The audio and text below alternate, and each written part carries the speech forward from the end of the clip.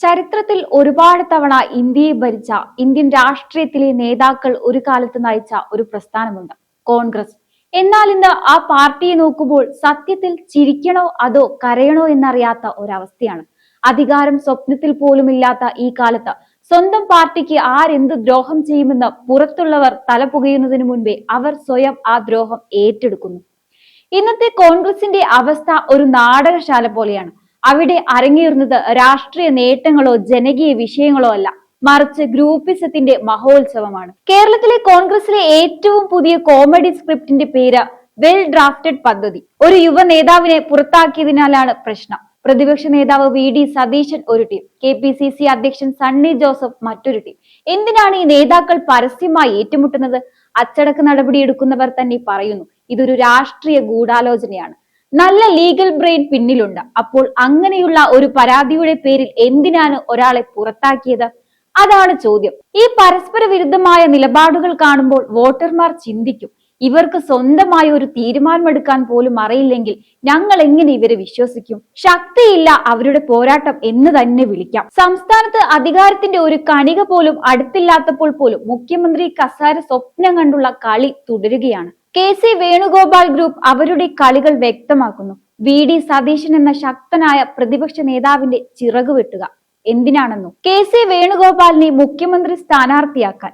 ഇതിനിടയിൽ മാങ്കൂട്ടം വിഷയത്തിലും ഷാഫി പറമ്പിലിന് പാലക്കാട് സീറ്റ് ഉറപ്പിക്കാനും നീക്കങ്ങൾ നടക്കും. ഈ തന്ത്രങ്ങൾ കാണുമ്പോൾ ഒരു സംശയം, കോൺഗ്രസ് ശരിക്കും പ്രതിപക്ഷ പാർട്ടിയാണോ? ഭരണകക്ഷി വിലക്കയറ്റം, തൊഴിലില്ലായ്മ, കർഷക പ്രശ്നങ്ങൾ എന്നിവയിൽ ശ്രദ്ധിക്കുമ്പോൾ കോൺഗ്രസ് ശ്രദ്ധിക്കുന്നത് ആരൊക്കെ എം.പിമാർ നിയമസഭയിലേക്ക് മത്സരിക്കണം, ആർക്ക് സീറ്റ് കൊടുക്കണം എന്നതിനാലാണ്. ഇത് ജനങ്ങളോടുള്ള വെല്ലുവിളി അല്ലെങ്കിൽ മറ്റെന്താണ്? കോൺഗ്രസിന്റെ ഈ കോമഡി ട്രാജഡി കണ്ട് UDF ഘടകകക്ഷിയായ മുസ്ലിം ലീഗ് പോലും കൈമലർത്തുകയാണ്. നിയമപരമായ സാധുത പോലും ഉറപ്പില്ലാത്ത കാര്യങ്ങൾ എന്തിനാണ് നിങ്ങൾ പൊതുജന മധ്യത്തിൽ വന്ന് പറഞ്ഞ് മുന്നണിയെ നാണം കെടുത്തുന്നത്? ഈ ഗ്രൂപ്പ് പോരുകൾ UDF എന്ന ആശയം തന്നെ ദുർബലമാക്കുന്നു എന്ന സത്യം കോൺഗ്രസ് നേതൃത്വം സൗകര്യപൂർവ്വം മറക്കുകയാണ്. ഈ സംസ്ഥാന തലത്തിലെ പോര് നടക്കുമ്പോൾ ദേശീയ നേതൃത്വം എവിടെയാണ്? ഹൈക്കമാൻഡ് എന്ന പേര് ഇപ്പോൾ ഒരു തമാശ പോലെയായി മാറിയിരിക്കുന്നു. വലിയ സംസ്ഥാനങ്ങളിൽ പോലും അടിത്തറ തകരുമ്പോൾ ഈ കൊച്ചു കേരളത്തിലെ പോരിൽ ഇടപെടാൻ പോലും ഹൈക്കമാൻഡ് തയ്യാറാകുന്നില്ല. അതോ ആരാണ് ശരിക്കും ഹൈക്കമാൻഡ് എന്ന് നേതാക്കൾക്ക് പോലും ഒരു ധാരണയില്ലാത്ത അവസ്ഥയിലാണോ? അതുകൂടാതെ എതിർപക്ഷത്തിരിക്കുന്ന മുഖ്യമന്ത്രി പിണറായി വിജയൻ ചിരിച്ചുകൊണ്ട് പറയുന്നു, രാഹുലിനെതിരെ ഇതിലും വലുത് വരാനുണ്ട്.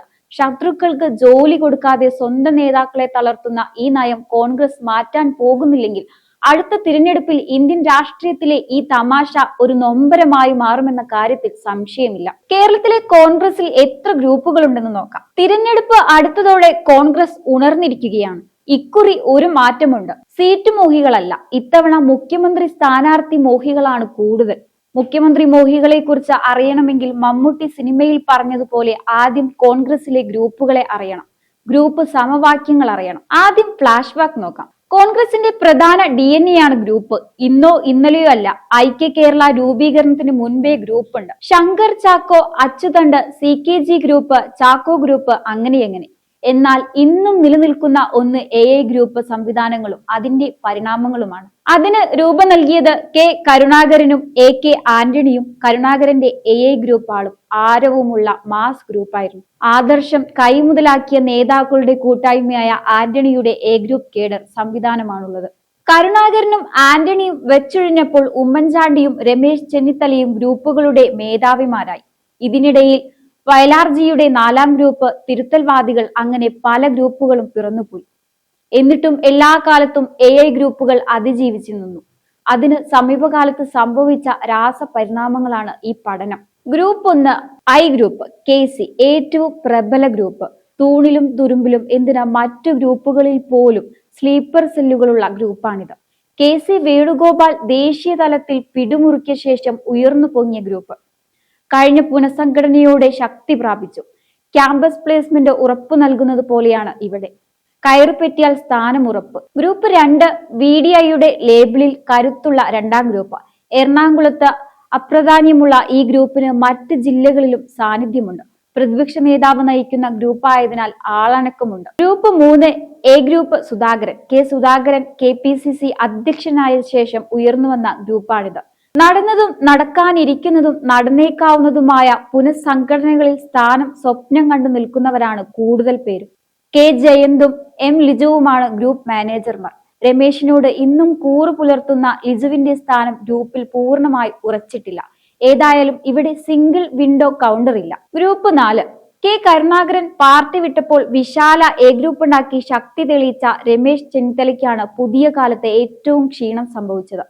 അൻവർ സാദത്ത്, ജോസഫ് വാഴക്കൻ, ജ്യോതി കുമാർ തുടങ്ങിയവരാണ് ഇന്നും കൂടെയുള്ളത്. പഴയ പ്രതാപം വീണ്ടെടുക്കാനുള്ള തീവ്ര യത്നത്തിലാണ് ചെന്നിത്തല.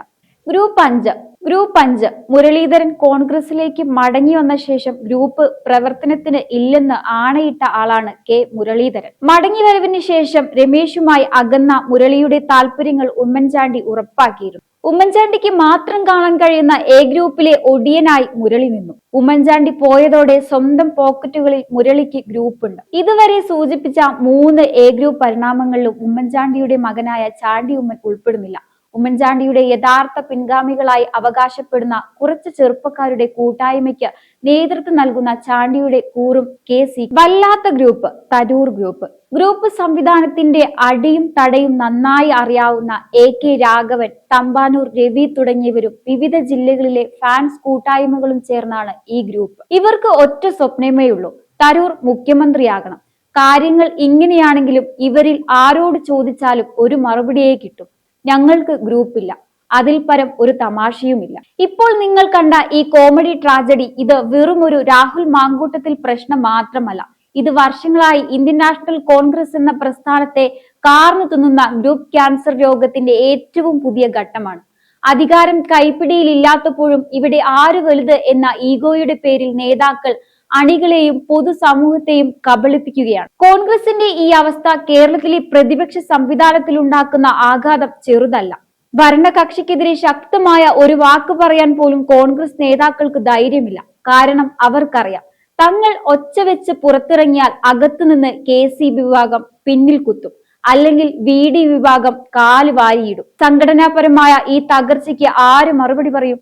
കേരളത്തിലെ കോൺഗ്രസിൽ എണ്ണിയാൽ ഒടുങ്ങാത്ത ഗ്രൂപ്പുകൾ പിറവിയെടുക്കുമ്പോൾ ഹൈക്കമാൻഡ് കാഴ്ചക്കാരായി മാത്രം മാറുന്നു. ഹൈക്കമാൻഡിന്റെ മൗനം ഈ ഗ്രൂപ്പുകൾക്ക് നൽകുന്ന സന്ദേശം ഇതാണ്: നിങ്ങൾക്ക് ഇഷ്ടമുള്ളതുപോലെ പരസ്പരം പോരടിക്കാം, ചോദ്യം ചെയ്യാൻ ആളില്ല. ഈ മൗനമാണ് കോൺഗ്രസിന്റെ ഏറ്റവും വലിയ ശാപം. ഈ ഗ്രൂപ്പ് സമവാക്യങ്ങൾ മാറ്റിമറിച്ചില്ലെങ്കിൽ അടുത്ത നിയമസഭാ തിരഞ്ഞെടുപ്പിൽ കേരളത്തിലെ കോൺഗ്രസ് നേരിടാൻ പോകുന്നത് ഒറ്റപ്പെട്ട പരാജയമായിരിക്കില്ല, മറിച്ച് ഇന്ത്യൻ രാഷ്ട്രീയത്തിലെ തന്നെ ഏറ്റവും വലിയ നാണക്കേടായിരിക്കും. കോൺഗ്രസിന്റെ ഈ ആത്മഹത്യാപരമായ ട്രാജഡി എങ്ങനെ അവസാനിക്കുമെന്നും ഇതിലെന്തെങ്കിലും ട്വിസ്റ്റുകൾ ബാക്കിയുണ്ടോ എന്നും നമുക്ക് കാത്തിരുന്നു കാണാം. എന്തായാലും ഈ ഒരു വിഷയത്തെക്കുറിച്ചുള്ള നിങ്ങളുടെ അഭിപ്രായങ്ങൾ കമന്റ് ബോക്സിൽ രേഖപ്പെടുത്തുക.